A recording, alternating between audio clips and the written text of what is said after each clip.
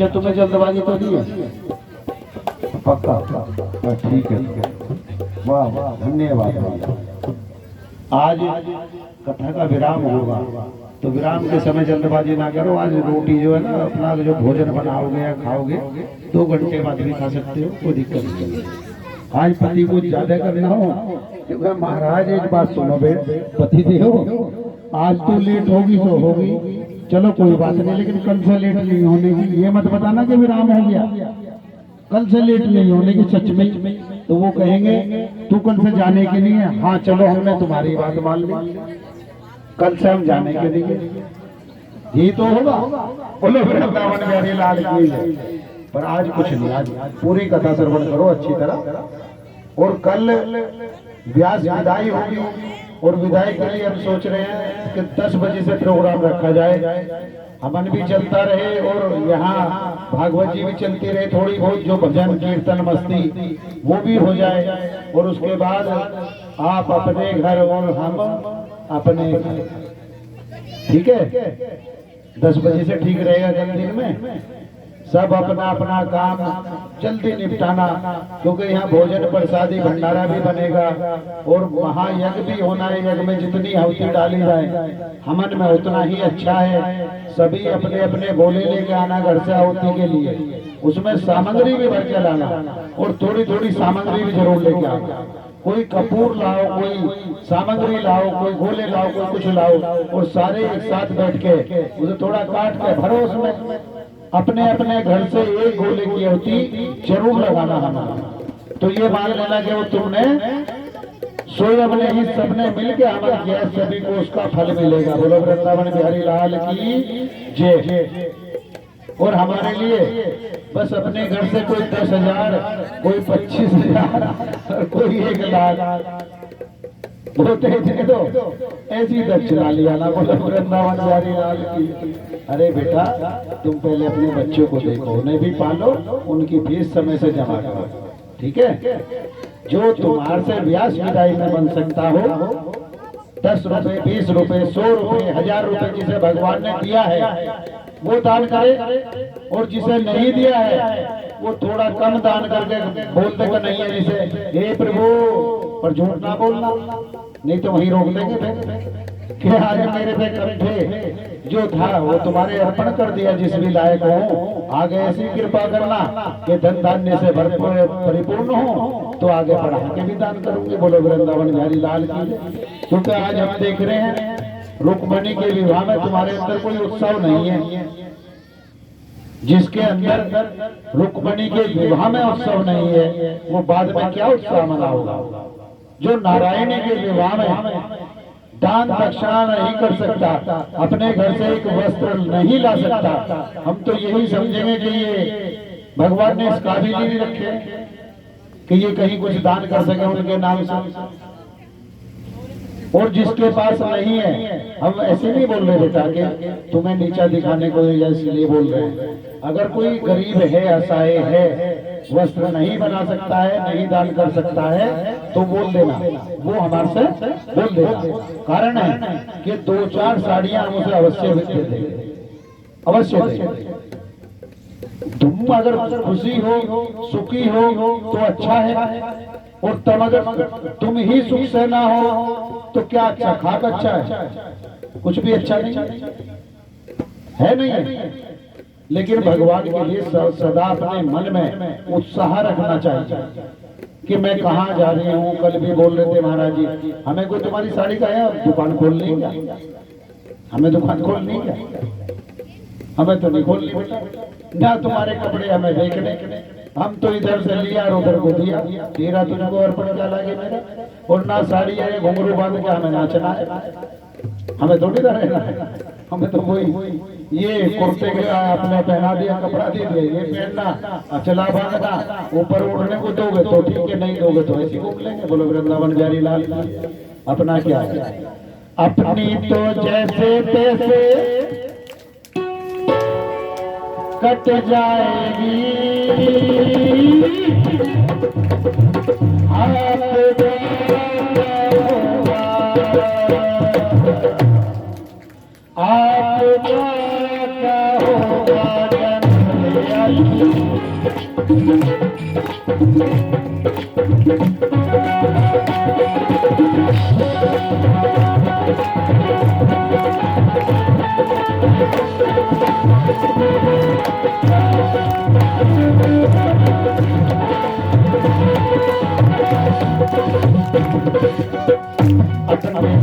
आगे पीछे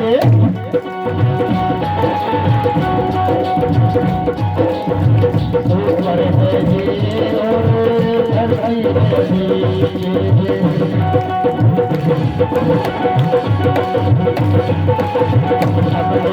आगे पीछे थोड़ा ध्यान से सुनना। अपने ना आगे पीछे ऊपर है ये और नीचे है धरती।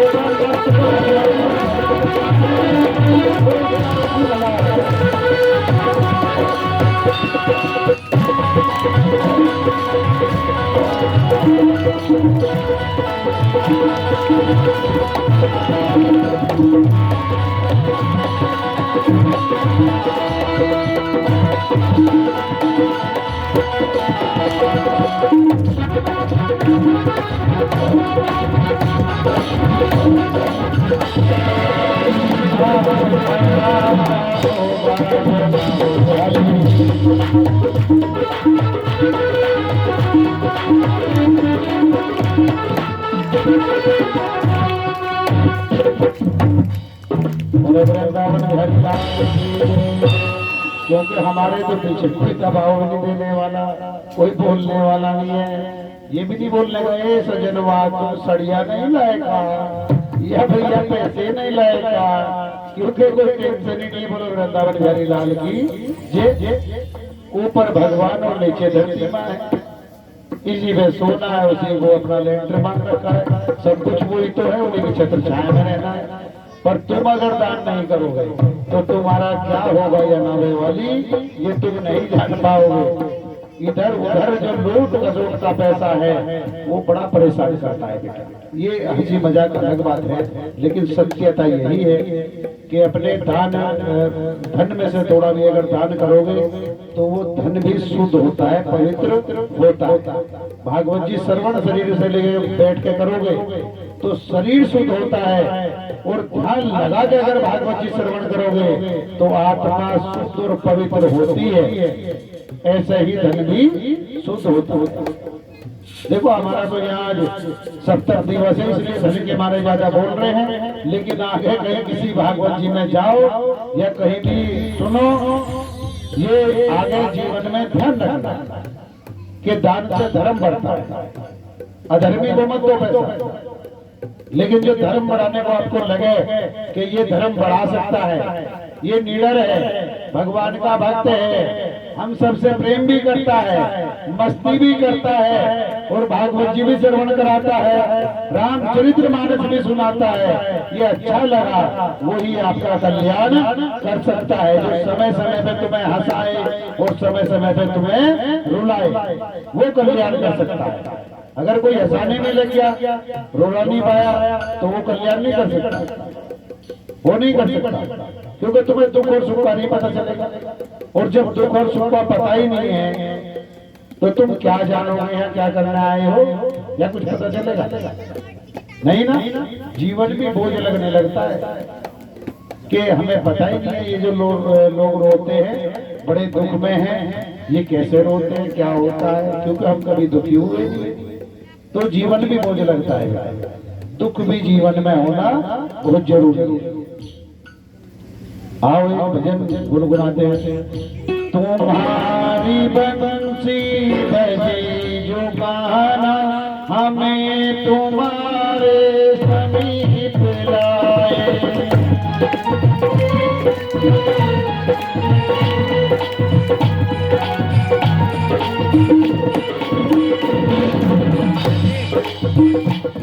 तुम्हारी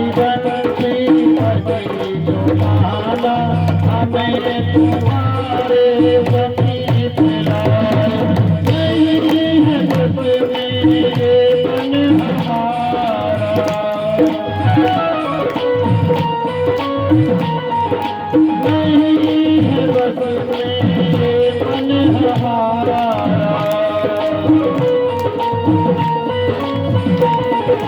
नहीं है बस में ये मन हमारा, ना जाने कैसी लगन लगाए।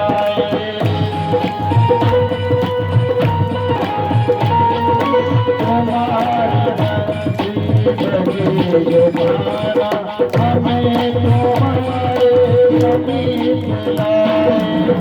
तुम्हारी बस्ती बड़ी छुपाया, हमें तुम्हारे कभी बुलाए।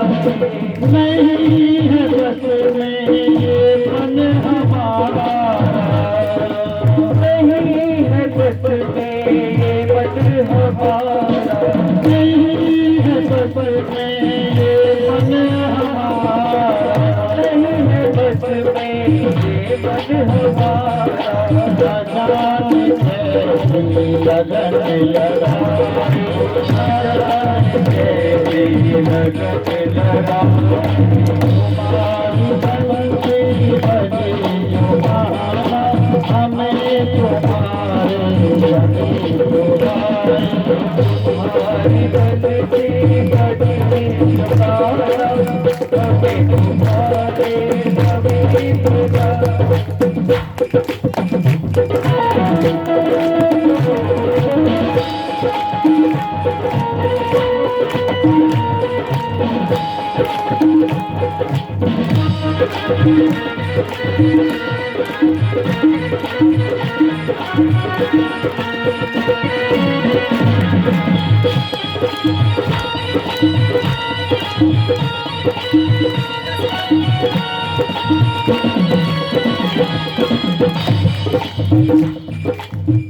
तुमको हमने अपना माना, चाहे समझे हमको जमाना।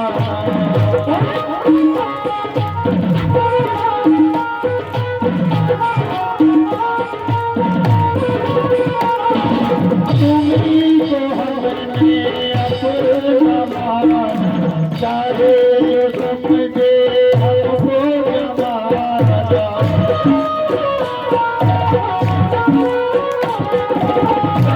समझे हमको जमाना।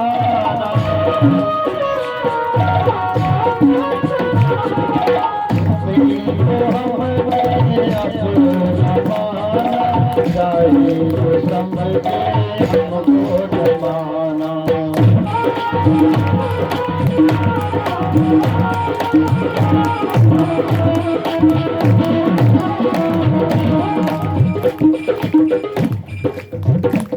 थोड़ा ध्यान से सुनना और भजन के अंदर डूब जाएगा। तुमको हमने अपना माना, चाहे तो समझे हमको जमाना।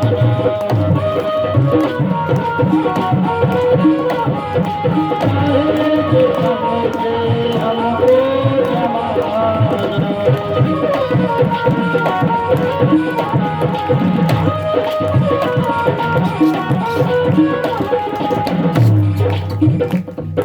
ना और भाई शिवा तुम्हारे, ना और भाई शिवा तुम्हारे, ना और भाई शिवा तुम्हारे। नरक लगे है ये दुनिया सारी, तुम्हारी भक्ति बड़ी पुकारा, हमें तुम्हारे बंसी बजी जो बहाना, हमें तुम्हारे कभी बुलाए। तुम्हारी बंसी बजी जो बहाना, हमें तुम्हारे कभी बुलाए। नहीं है बस में ये मन हमारा, नहीं है बस में ये मन हमारा, नहीं है बस में ये मन हमारा, नहीं है बस में ये मन हमारा।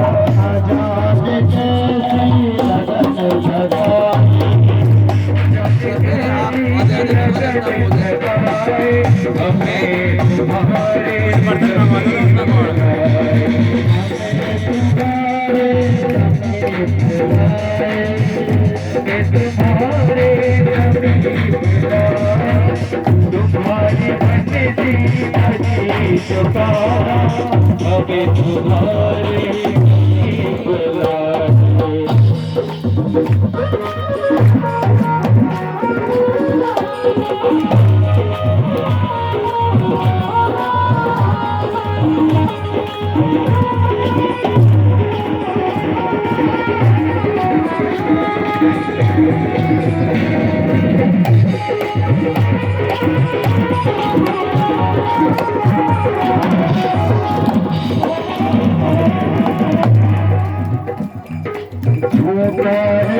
बंधन जगत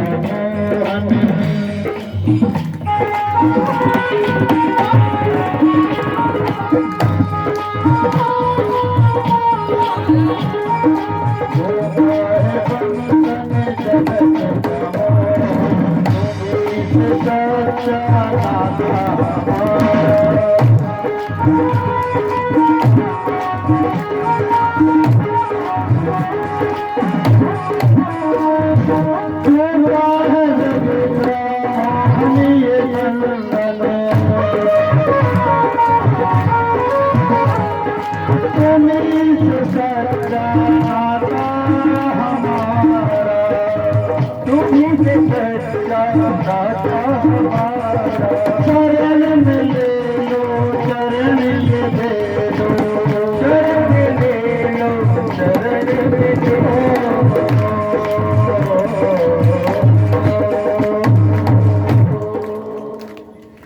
शरण में ले लो चरण ये दे दो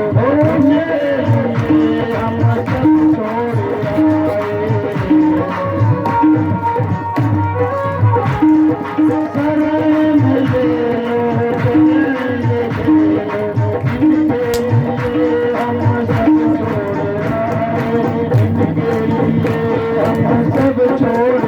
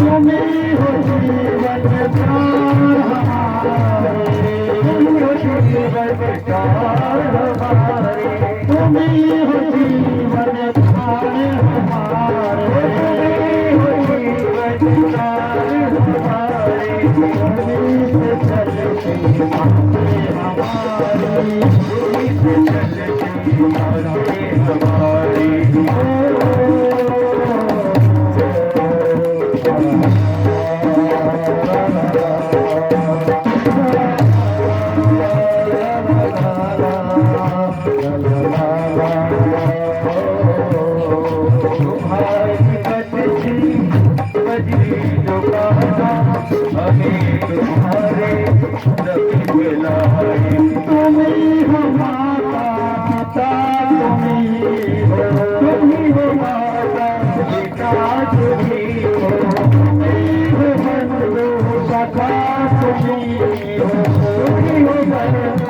सका तुम्हें हो जीवन हमारे जीवन हमारे तुम्हें हो जीवन हमारे तुम्हें हो जीवन हमारे से चले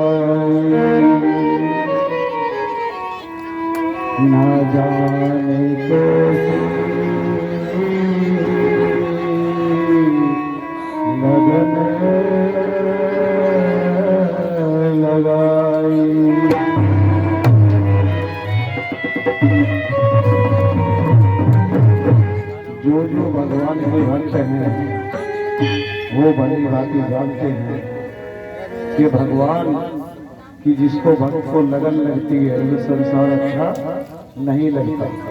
और रात में भी गलती से अगर सपन में भी वो दिखाई देगी या बंसी की धुन सुनाई देगी या पायल की छनकार की आवाज आ गई, भक्त दौड़ पड़ता है और उसका हृदय रोता है और फिर क्या कहता है, ना जाने कैसी लगन लगाई, ना जाने कैसी लगन लगाई। क्योंकि दुनिया नहीं समझ पाती। आप चाहे जितना समझाने का प्रयास करो लोगों को, लेकिन वो समझ नहीं पाते उस टाइम। बस ये सोचते हैं कि जो हम हैं हमें ये अच्छे हैं, ये जो भगवान के भक्त हैं भगवान की बात करते हैं, शायद ये कहीं ना कहीं फंसक गए हैं, इनका दिमाग थोड़ा सा होता है। बोलो वृंदावन बिहारी लाल की जय। ऐसा ही होता है ना।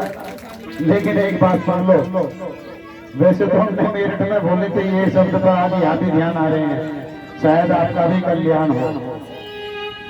एक लोग बोलते हैं तुम खुश जब होते हो, अगर कोई आपको अकलमंद बोलता है तो सत्य बताने का खुश नहीं होते, खुश नहीं होते कि अकलमंद।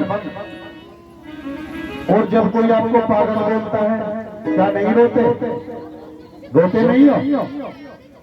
लेकिन जीवन उल्टा है। हमें अगर कोई हमारे मुख पे बोल रहा है अकल बंद, तो इसका मतलब तेरे में अकल नहीं है, बंद पड़ी है। यही अर्थ है ना कि अकल है ही नहीं, बंद पड़ी है। पर इसके अकल बंद कहने पे हम एकदम छोड़े होंगे, अरे कितना महान बता दिया इसने, जबकि वो मुंह के मुंह पे बोल रहा है अकल बंद, तेरे में है नहीं अकल, बंद पड़ी है। बोलो वृंदावन बिहारी लाल की। और जो बोल रहा है पागल, पहले पा और फिर बोले, अरे पहले इतना भजन कर कि भगवान को पा और फिर उसकी क्या स्वयं नारायण तेरे साथ में रहते हैं, और तब दुनिया क्या कहती है? पागल। क्या बोलती है? पागल। कारण कि भगवान का भक्त रहा, आज नारायण उसके संग हैं, पहले मेहनत की है, तपस्या की है, पाया है, और फिर आज है दल कि चल मैं तेरे साथ हूं, मैं तेरे साथ हूं। लेकिन यहाँ कोई समझता नहीं है बेटा, बोलो प्यारी लाल की। और जो समझता है तो ये पता क्या बोलते हैं? ओहो, एक तो वो पागल खाई और दूसरे पागलों के सरदारी में जा रहे, यही बोलते हैं ना। सब कोई पागल बोलना शुरू कर देते हैं दूर से खड़े हुए, वो ज्यादा अकलमंद है, अकलमंद है।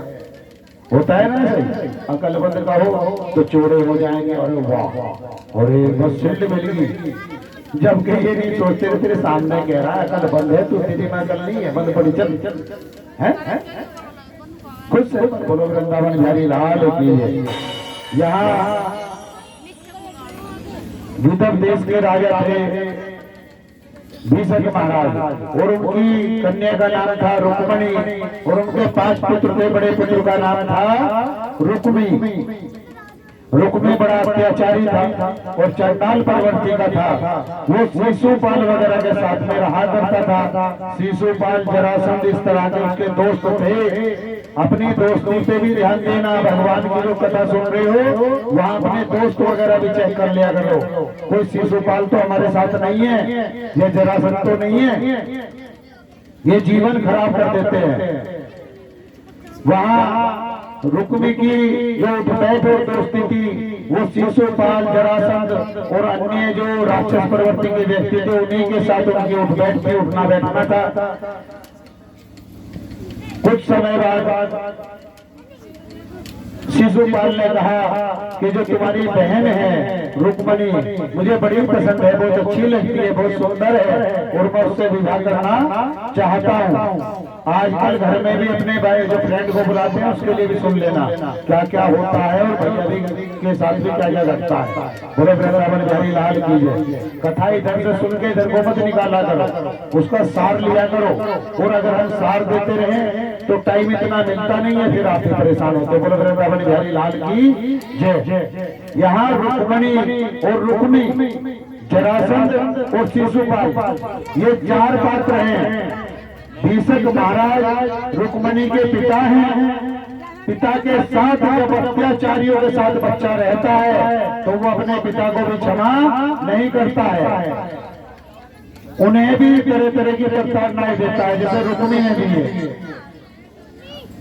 शिशुपाल ने कह दिया कि यहाँ का राजा मैं तुम्हें बना दूंगा, और सारे ऐशो आराम के साथ सज्जा के सारे साधन बना दूंगा, लेकिन तुम अपनी बहन से मेरा विवाह करा दो। जब ही रुक्मी ने आगे बोल दिया कि भीषक महाराज से कि शिशुपाल रुक्मणी से विवाह करना चाहता है, और आप या तो प्यार से विवाह कर दो, अगर प्यार से नहीं करोगे तो जबरदस्ती तो कर ही लेगा। भीषक महाराज ने कहा मेरे एक ही कन्या है और 5 पुत्र हो, और रुक्मी तुमसे मुझे ये उम्मीद नहीं थी कि अपनी बहन के बारे में जो व्यक्ति बाहर गलत सुन के आ रहा है, गलत आदमी का चयन कर रहा है, वो अपनी बहन का अच्छा भाई हो ही नहीं सकता, वो अपनी बहन का अच्छा भाई नहीं हो सकता। रुक्मी महाराज ने कहा कि भीषक महाराज आप मेरे पिता हैं, मैं पिता होने का सम्मान कर रहा हूँ, अन्यथा शिशुपाल ने बोल दिया है कि शादी तो मैं रुक्मणी से ही करूंगा, चाहे जो हो जाए, और उसके लिए चाहे जो मुझे आपके साथ करना पड़े मैं करने को तैयार हूँ। ये बात सब रुक्मणी मैया ने सुन ली है, और रुक्मणी मैया पास में गई और जाने के बाद कहा कि मेरे पिता के साथ आप कोई गलत कार्य मत करना, ऐसी कोई बात मत करना जिससे मेरे पिता के दिल पे ठेस लगे, इन्हें दुख मत देना। रुक्मी ने तभी कहा रुक्मणी ध्यान से सुन, अगर तू शिशुपाल के साथ शादी नहीं करती है तो मैं भीषक महाराज की हत्या भी कर दूंगा, और अगर हत्या भी नहीं करी तो कारागार में डाल दूंगा, और फिर राज्य का राजा बनकर स्वयं नहीं बैठ जाऊंगा। वही कंस वाला हाल कर दिया। अब यहाँ रुक्मणी मैया बड़ी परेशान और बेचैन है। आज भी जो बेटियां हैं वो अपने पिता से अत्यंत प्रेम करती हैं, इतना प्रेम करती हैं कि शादी के बाद भी ससुराल में भी अपने माता पिता के बारे में कभी किसी से कुछ नहीं सुनती। अक्सर उनका विवाह उन्हीं माता पिता के मान सम्मान के लिए ससुराल में होता है। कोई अगर ससुराली उन्हें बोल दे कि तेरे पापा ने ये नहीं दिया, तेरे पापा ने वो नहीं लिया, तेरे पापा ऐसे हैं, तेरी माता ऐसी है, तो विवाद निश्चित है। वो लड़की दूसरे के घर में रह के भी अपने माता पिता के बारे में बुरे शब्द नहीं सुन पाती, नहीं सुन पाती। और लड़कों की आप स्थिति जानते हो कैसे हैं। उन्हें धन दो, माल दो और अपने सर पे उनसे जूता भी लो। बोलो वृंदावन बिहारी लाल की। सम्मान की तो बात ही भूल जाओ। लाखों घरों में 2-4 ही घर सुरक्षित हैं जो बच्चे अपने पिता की मान और सम्मान की परवाह करते हैं। नहीं तो लड़का अपने माता पिता से प्रेम नहीं करता है। एक बार जहाँ शादी हुई उसी रात वो गया तुम्हारे साथ।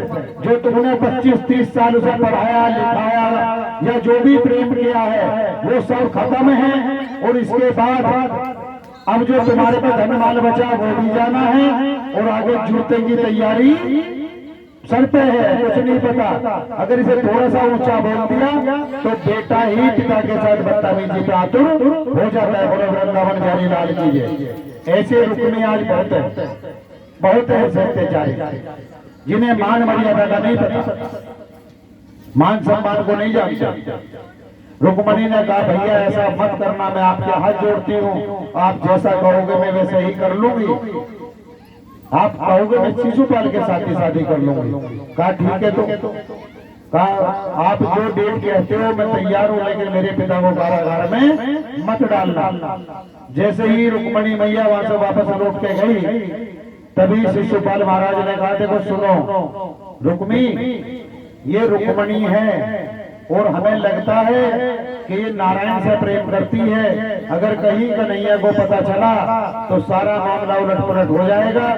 आप इसे भीषक महाराज को कारागार में ही डाल दो, ये तभी ठीक रहेगी, नहीं घर से भाग भी सकती है, ये घर से निकल के जा सकती है। रुक्मी ने तभी भीषक महाराज को पकड़ा और कारागार में डाल दिया। उधर रुक्मणी मैया पैर पकड़ के बार बार गिड़गिड़ा रही और विनती कर रही कि मेरे पिता को कारागार में न डाल भैया, तू जहां कहेगा मैं शादी कर लूंगी, मेरा विश्वास कर। लेकिन शिशुपाल जैसा जिसका मित्र हो, राक्षस प्रवृत्ति का जिसका जैसा मित्र हो, वो उस घर में कभी सुख शांति नहीं रहने देता। आज भी ऐसे है।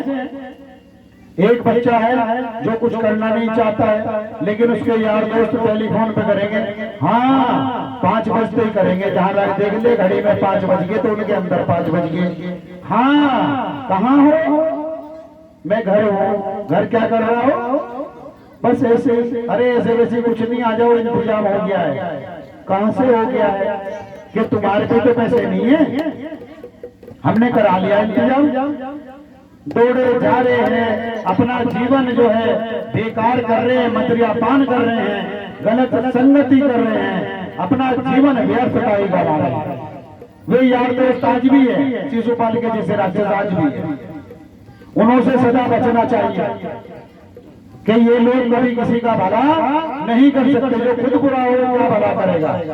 कोई उम्मीद है भलाई की? आप कर सकते हो उम्मीद कि गलत आदमी किसी का भला कर सकता है? नहीं करेगा। इसलिए उनसे बचना चाहिए। बोलो वृंदावन बिहारी लाल की जय। तभी रुक्मणी मैया ने श्री कृष्ण भगवान के यहाँ संदेशा भिजवा दिया। एक ब्राह्मण को बुलाया और कहा कि हे ब्रह्मदेव, आप ये गोपनीय संदेशा है और ले जाकर कन्हैया जी को दे देना और कह देना कि तुम्हारी रुक्मणी तुम्हारे बिना नहीं जी पाएगी, तुम्हारी रुक्मणी तुम्हारे बिना नहीं जी पाएगी। और शिशुपाल और रुक्मी की भी कहानी बता देना, लेकिन ये ना बताना कि मेरे पिता कारागार में हैं, क्योंकि इसको कन्हैया नहीं सह पाएगा। कन्हैया कभी किसी का बुरा होते नहीं देख सकता। तो शायद वो मेरे प्यार की वजह से आए या ना आए, लेकिन मेरे पिता की वजह से जरूर आएगा। तुम ये ना बोलना, बस मैं ये देखना चाहती हूँ कि वो मुझसे प्रेम भी करते हैं या नहीं। बोलो श्री कृष्ण भगवान की जय। जैसे ही कन्हैया जी के पास पता पहुंचा, कन्हैया जी ने कहा ठीक है आप वापस लौट के चलो विदर्भ देश और मैं आता हूँ। तभी अपने जो वो रथ हाँकने वाला है सारथी, उसे आदेश दे दिया, कहा तैयार करो और तुरंत विदर्भ देश की ओर चलना है। वहाँ रुक्मणी का विवाह शिशुपाल के साथ होने वाला है और उसी में थोड़ा सा विघन डालना है। सावरजारी लाल की जय। मैं नहीं जाऊंगा तो जीवन भर मुझे पश्चाताप होगा। और पंडित जी से बोल दिया कि पंडित जी जाके बोल देगा रुक्मणी से, अगर वो मुझे प्रेम करती है तो मैं भी इतना प्रेम करता हूँ कि हर श्वास में, मेरी श्वास श्वास में रुक्मणी ही रुक्मणी लिखा है। और रात भर में करवटें बदलता हूँ, रात भर में उनके लिए करवटें बदलता हूँ, एक पल भी नहीं सो पाता, एक पल भी नहीं सो पाता। बोलो रुक्मणी मैया की जय, बोलो श्री कृष्ण कन्हैया की जय। अब आप कथा तो सुन रहे हो, कथा का सार भी सुन लो थोड़ा सा। बोलो वृंदावन बिहारी लाल की जय। श्री कृष्ण भगवान की पत्नी का नाम कुछ और भी तो हो सकता था, नहीं हो सकता था ना, कुछ भी रख सकते।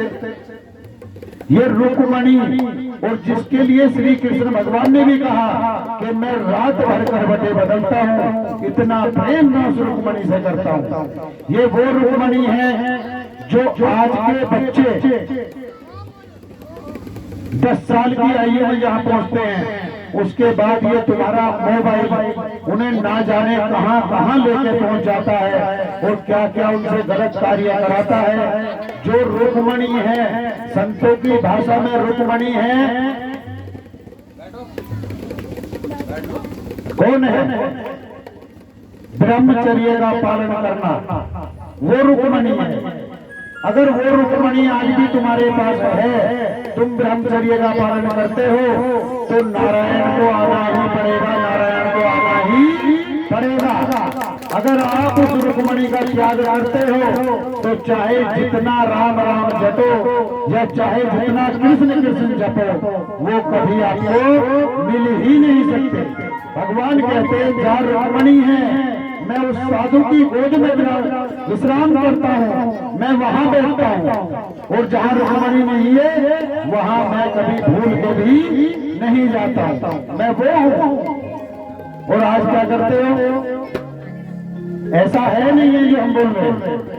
अरे तुम्हारे बच्चे नहाने में कितना टाइम लगता है बताओ, कितना समय लगता है? कितना? 5 मिनट, इतना ही लगता है। 10 मिनट मान लो, 15 मिनट मान लो, 20 मिनट मान लो, यही हो सकता है ना। और जो तुम्हारे बच्चे 1-1 घंटे में टॉयलेट से निकल के आ रहे हैं, बाथरूम से निकल के आ रहे हैं, वो ऐसे 1 घंटे कौन सी चारपाई पे सो रहे हैं? आप कभी समझ पाए हो? नहीं समझ पाए ना कि वो बच्चा अंदर क्या कर रहा है, नहीं समझ में आया हो।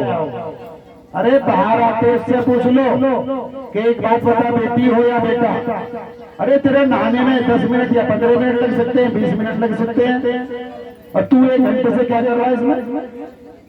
क्या काम है तेरा? कभी पूछ पाया कोई? उन्हें मोबाइल देख के जाना है और अपना ब्रह्मचर्य तोड़ना है। हम सीधा सीधा बोल रहे हैं, वो वही स्थान है बाथरूम जहां अपने जीवन का विनाश करते हैं ये बच्चे। और आप घर में रहते हुए इन्हें नहीं रोक पाते हो। ये मोबाइल में जो फिल्म देखते हैं, पिक्चर गलत देखते हैं, गलत एडवर्टाइज देखते हैं, उसी का इस्तेमाल जाके बाथरूमों में करते हैं और अपना जीवन वही नष्ट करते हैं। जिसके पास रुक्मणी नहीं है वहां भगवान नहीं आ सकते, भगवान नहीं आ सकते। सबसे पहले इसी चीज को रोकना है, वही रुक्मणी है, तब मेरे को नहीं आते हैं। बोलो मोर मोर बंसी वाले। यहाँ श्री कृष्ण भगवान पहुंच चुके हैं और जैसे देखा शिशुपाल है और रुक्मी महाराज खड़े हैं। वहां गए। द्वार पर जाने के बाद रुक्मी ने सादर आदर सत्कार किया और कहा कि मेरे पिता को भी कारागार से बाहर निकाल। तो श्री कृष्ण भगवान आ चुके हैं। अगर किसी कारण कन्हैया को पता चला कि भीष्म महाराज जेल में है, कारागार में है, तो वो निश्चित तौर से निरावत कर देंगे। तभी उन्हें बाहर निकलवाया और निकलवाने के बाद वहाँ श्री कृष्ण भगवान का स्वागत हुआ। उस स्वागत में मालाएं वगैरह अर्पण की गई, तिलक लगाए गए और उनका रथ भी सजाया गया। तभी वहां जो मंडप सजा था वो रुक्मणी और शिशुपाल के नाम का सजा था। कन्हैया जी ने कहा कि भीष्म महाराज कहाँ हैं? तभी भीष्म महाराज आए और उन्होंने तिलक किया, माला पहनाई। कहा भीष्म महाराज आप चिंता ना करें, मैं आ चुका हूँ, मैं आ चुका हूँ, चिंता ना करें। कहा ठीक है प्रभु, अगर आप आए हो तो जीवन में आनंद ही आनंद होगा। और जैसे ही वहाँ विवाह की तैयारी हुई तो तैयारी से पहले भीष्म महाराज के यहाँ का एक नियम था कि जो लड़की है उसे पहले देवी के दर्शन कराए जाते हैं, उसके बाद उनका विवाह संपन्न होता है। तो जो देवी के दर्शन करने के लिए गई रुक्मणी, तभी कन्हैया जी तैयार तो थे ही। भीष्म महाराज ने तिलक लगा दिया, माला डाल दी, जय माला, और एक माला हाथ में है, एक माला हाथ में है और अपना रथ भी सजवा लिया है। उन्हें कहा अगर मुझे जल्दी वापस भेजना है तो रथ भी सजा दो, तभी जा पाऊंगा। तभी साल वगैरह ने कहा कि हाँ भैया रथ सजवाओ, जल्दी विदा करो, नहीं तो ये कुछ ना कुछ उलट पुलट करेंगे, ये आराम से नहीं रहता है, बड़ा छलिया है। कहा ठीक है, रथ सजवाए और उधर जो है मंदिर की ओर प्रस्थान किया। बलदाऊ भैया से कह दिया कि भैया तुम अपनी सेना लेके यहाँ नगर के बाहर तैयार रहना और मैं तुम्हारी भाभी को लेके आता हूँ। गुरु वृंदावन बिहारी लाल कीजिए। ये शिशुपाल की क्या हिम्मत है कि मेरी नारायणी को ये लेके चला जाए? ऐसे शिशुपाल जाने कितने थे? बोले वृंदावन बिहारी लाल की जय। तभी मंदिर की ओर प्रस्थान किया और रुक्मणी मैया रोती हुई जा रही है।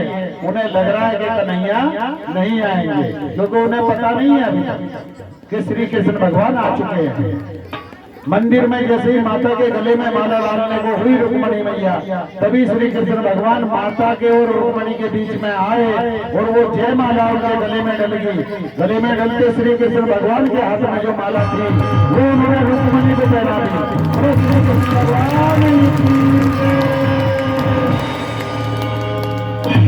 और वहां से कहा रुक्मणी से, रुक्मणी तू चिंता ना कर, मैं आ चुका हूँ।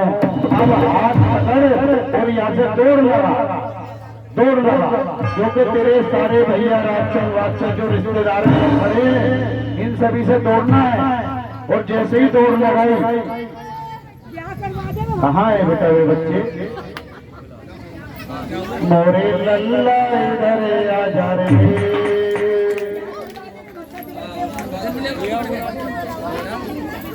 बोलो मोर मुकुट बंसी वाले। अच्छा माता बहन एक बात बताओ, रात में आनंद आ रहा है नहीं आ रहा? आ रहा हो यार? मच्छर, अरे भैया मच्छर कभी नहीं काटता, मछली काटती बाबू। मच्छर तो खून का रस पीता है बेटा, ये सत्य है, ये सत्य है, खून का रस पीता है।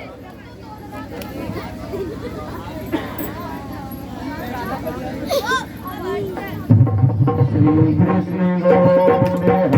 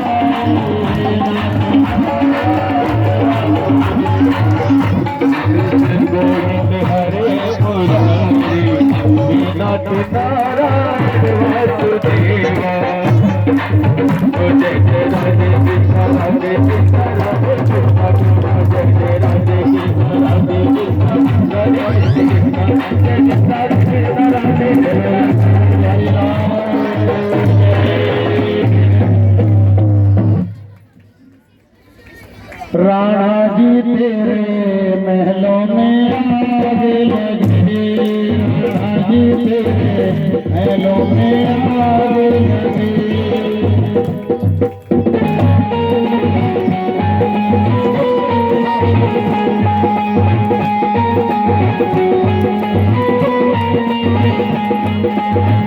मैं तो चली वृंदावन राणा, मैं तो चली गोवर्धन राणा, मेरे सोए भाग जगे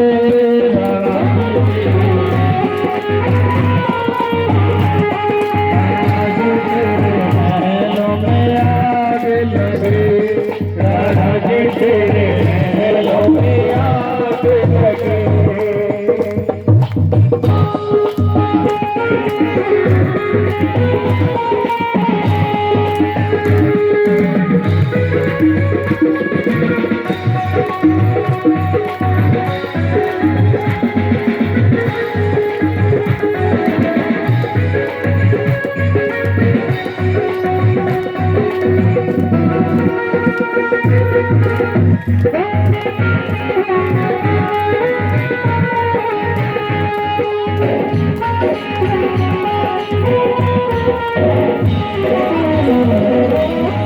ना चाहिए तेरे सोना चांदी, ना चाहिए तेरा सोना चांदी, ना चाहिए तेरे हीरे मोती, ना चाहिए तेरे हीरे मोती, तो मेरा भाव लगे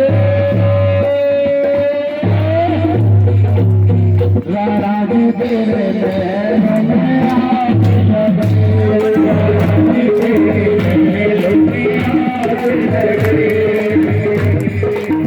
मैं तो चली वृंदावन राणा, मैं तो चली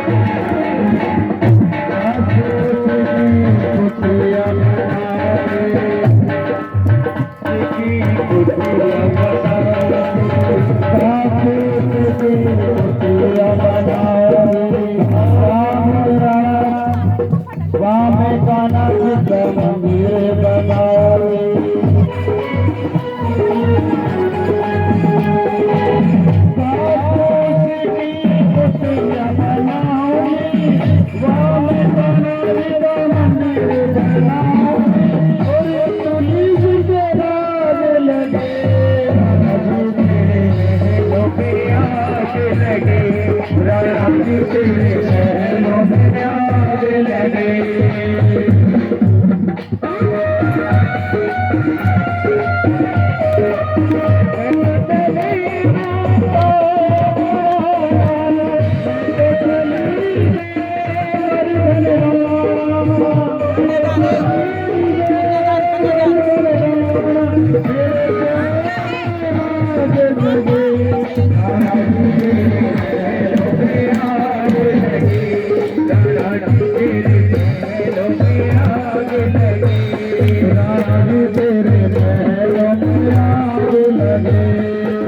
जी तेरे महलों में आग लगे।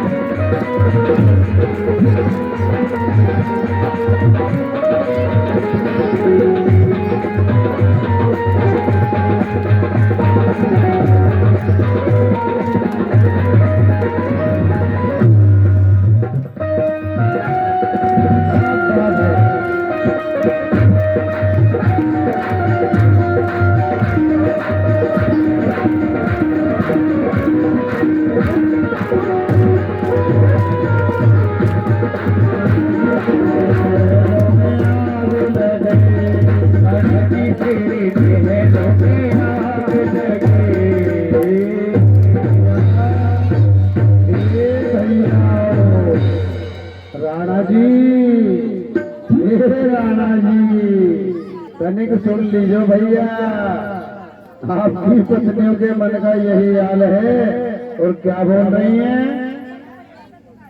ना चाहिए तेरे सोना चांदी, ना चाहिए तेरे हीरे मोती, ये तो मेरा भाव लगे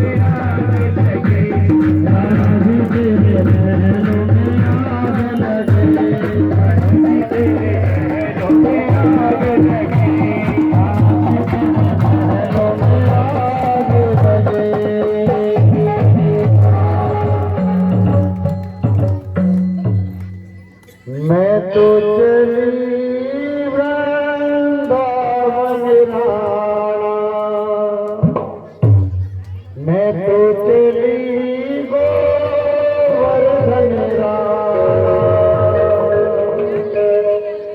मेरे सोए भाग्य जगे, राणा जी तेरे महलों में आग लगी। जो भगवान के यहाँ जाने में रोकता है फिर यही हाल होना। बोलो अच्छा, विवाह संपन्न हुआ, अभी कुछ कार्य है, कल 10 बजे से शुरू होगा प्रोग्राम। जो थोड़ी कथा और है वो कल बोल दी जाएगी, ठीक है? वो ज्यादा समय का नहीं होगा, 1-2 भजन। एक तो हमें देश के लिए भजन जरूर गाना होता है, वो चाहे हम आज गाएं या कल, वो गाते ही गाते हैं भागवत जी में। कल वो भी होगा, देशभक्ति का गाना भी होगा, गीत भी होगा, और 1-2 भजन भी नया नया सा होगा जो आपको अच्छा लगे। और इसके बाद व्यास विदाई होगी, विदाई के लिए आपको बता ही दिया क्या करना है। फिर बोल रहे ये जानते हो विदाई? फिर आप कहोगे कि हम तो जानते नहीं थे गुरु जी, फिर हम क्या करते? व्यास विदाई में अपने सामर्थ्य अनुसार